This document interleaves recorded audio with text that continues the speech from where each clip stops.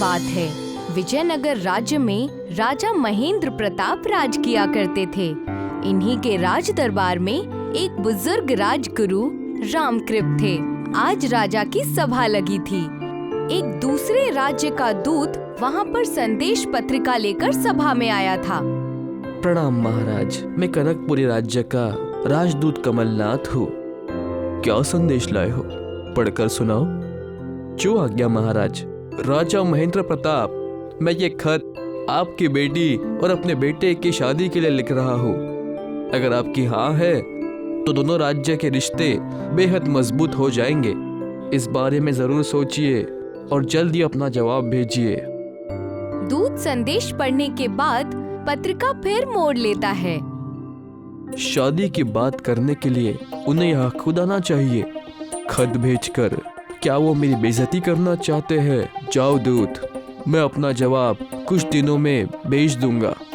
नहीं महाराज, ये तो मेरी आज्ञा का उल्लंघन हो जाएगा। तुम कहना क्या चाहते हो? मैं तो एक राजदूत हूँ महाराज। मेरा काम बस आपको खत पढ़कर सुनाना है और खत का जवाब पाने पर अपने महाराज तक पहुँचाना है। मैंने कह तो दिया कि मैं जवाब कुछ दिनों में तुम्हें पहुँचा दूंगा। तो अब यहाँ से जाओ, वरना तुम्हें इसकी सजा मिलेगी। मेरे महाराज विजय सिंह ने अपने इस दास को आज्ञा दी है कि मैं बिना जवाब लिए ना लौटूं।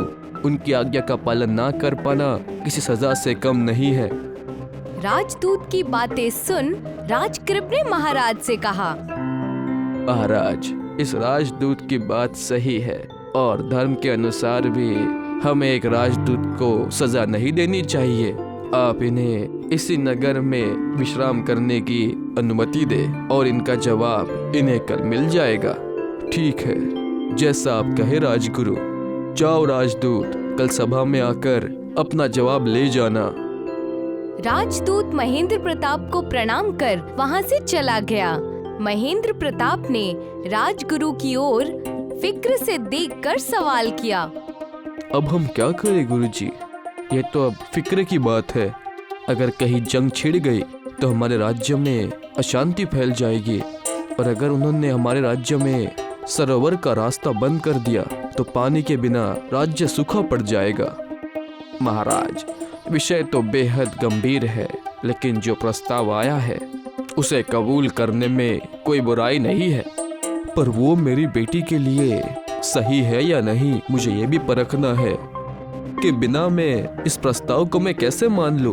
और इतने जल्दी जवाब की जिद करके उन्होंने परखने का सवाल ही खत्म कर दिया है। मेरे पास एक इलाज है महाराज, जिससे आप उसकी परख भी कर लेंगे और साथ ही जो वक्त उनके धीर व्यवहार से चला गया उसकी भरपाई भी हो जाएगी।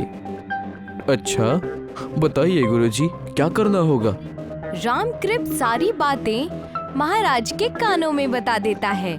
महाराज युक्ति सुनकर बेहद खुश होते हैं और अगली सभा के आस में उत्सुक बैठ इंतजार करते हैं।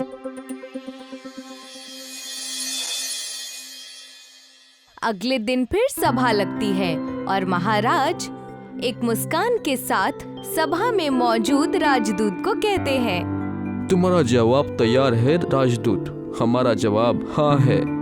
ये तो दो राज्यों के लिए बड़ी ही खुशी की बात होगी। आपको इस दूत की तरफ से बेहद शुभकामनाएं। शुभकामनाएं देने से पहले ठहरो, हमारी कुछ शर्तें भी है। अगर ये शर्तें पूरी हो तो ये रिश्ता हम मान लेंगे।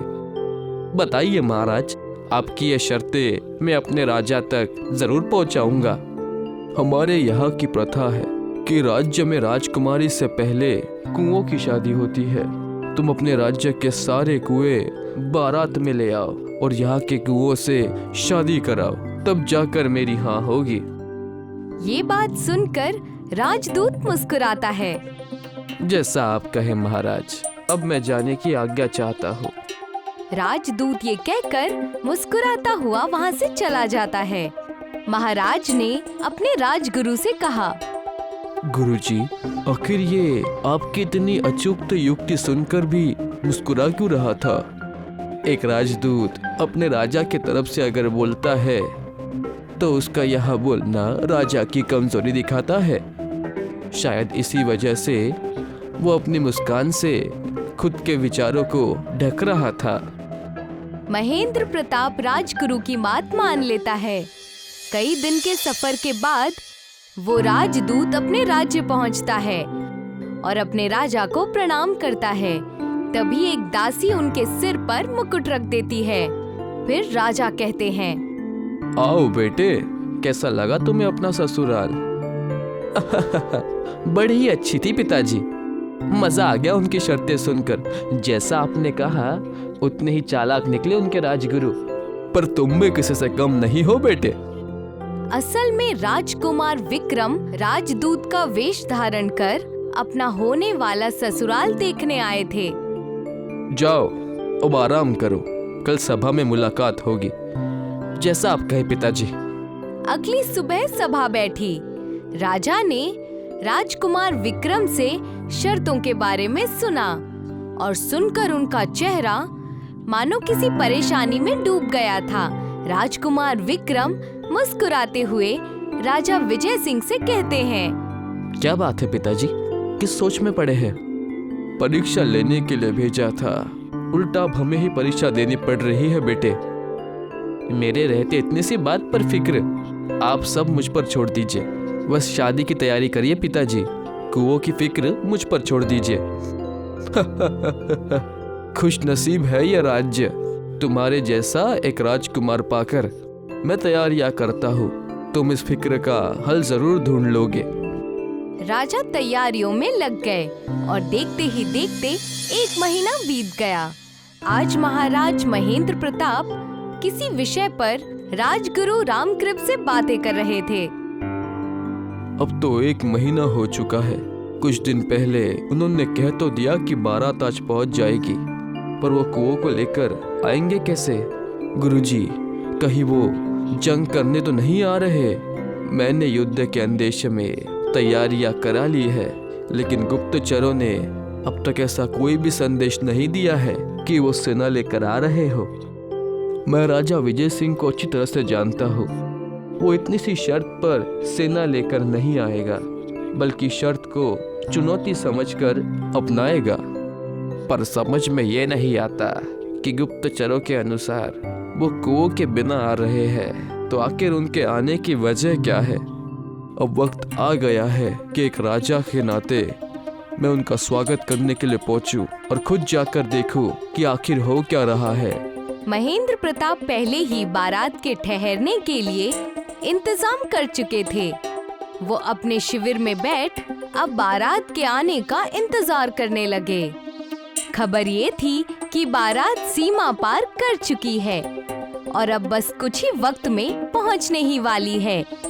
तभी राजगुरु आकर महेंद्र प्रताप को खबर करते हैं। चलिए महाराज, राजा विक्रम सिंह और राजकुमार आ चुके हैं बारात के साथ। हमने हमारे विशेष मेहमानों को वही रोक रखा है अपने शर्तों की पुष्टि करने के लिए। महेंद्र प्रताप राजगुरु के साथ वहां बारात का स्वागत करने जाते हैं।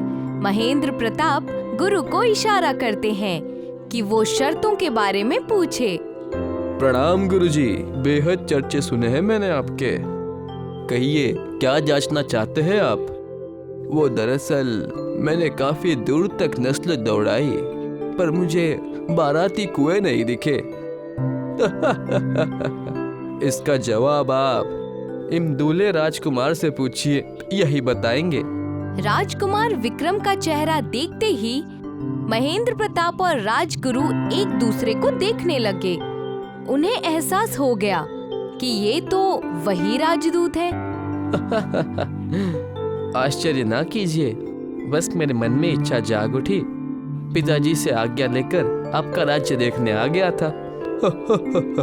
वीर है तुम्हारा बेटा राजा विजय सिंह, लेकिन बस इतने से ही नहीं चलेगा। शर्त कैसे पूरी करोगे? शर्तें तो मैंने पूरी कर दी, लेकिन आप ये बताइए कि प्रथा के अनुसार आपके बाराती कहाँ है? मैंने बड़ी दूर तक नजर दौड़ाई, लेकिन मुझे भी आपके बाराती कोई नजर नहीं आए। तो हमारे कुएं गुस्से में लौटने लगे। वो कह रहे थे कि हमारी बारात का स्वागत करने के लिए लड़की वाले कुएं नहीं आ रहे हैं, तो हम नहीं आएंगे।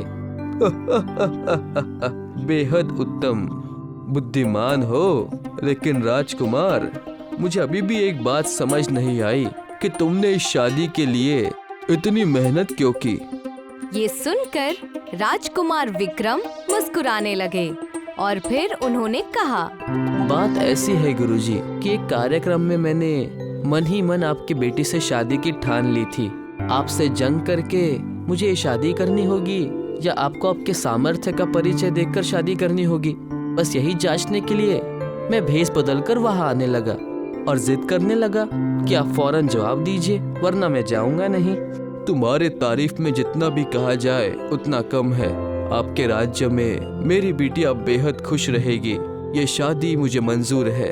आखिरकार राजकुमार वीर और धीर दोनों ही जो है, तो रिश्ता तय रहा। सभी लोग इस बेहद अचूक मुश्किल का हल देखकर बहुत खुश हुए और राजकुमार विक्रम की सूझबूझ देखकर महेंद्र प्रताप ने दोनों राज्यों के संबंध को जोड़ दिया और दोनों राज्यों के संबंध बहुत मजबूत हो गए।